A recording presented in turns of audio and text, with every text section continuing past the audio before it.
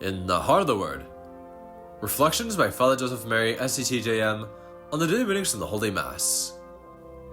Monday of the 22nd week of Ordinary Time. In the Jubilee year 2025, Pilgrims of Hope. The Coming of God's Servant. God bless you, dear family. Today in the Heart of the Word, Jesus goes to Nazareth, his hometown, and enters the synagogue on the Sabbath, which was his custom. He stands up to read and is handed the scroll of the book of the prophet Isaiah. He unrolls the scroll and finds where it is written, "The Spirit of the Lord is upon me, because he has anointed me to bring glad tidings to the poor." Rolling up the scroll, he hands it back to the attendant and sits down. And the eyes of the whole synagogue look intently at him.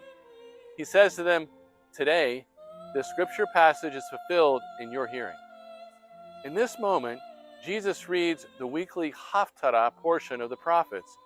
The scroll is handed to Jesus, and Jesus chooses the specific passage that he desires to read.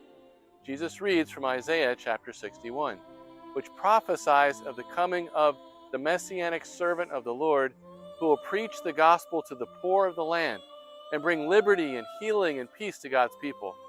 In this simple gesture, Jesus teaches us so much.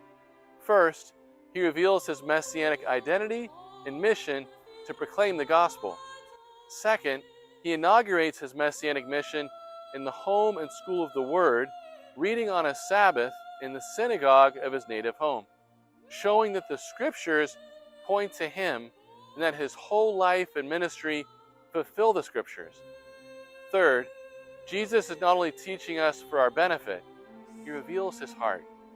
Jesus, the Word made flesh, loves the Scriptures. His whole ministry and teaching and prayer flow from the Scriptures, and on the cross, he dies praying the Scriptures. My brothers and sisters, entering the world of the Scriptures, we enter into the world of the heart of Christ.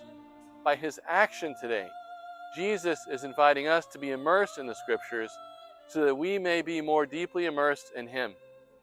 Each time we open the sacred page, it is Jesus telling us, "Today, this passage is fulfilled in your hearing." Let us listen to these words of Mother Adela. It is our task to learn to contemplate in prayer and in the silence of our heart the passages, the events, the teachings, the signs and gestures of the gospel of the Lord. Only in this way will we be able to be authentic disciples of Christ.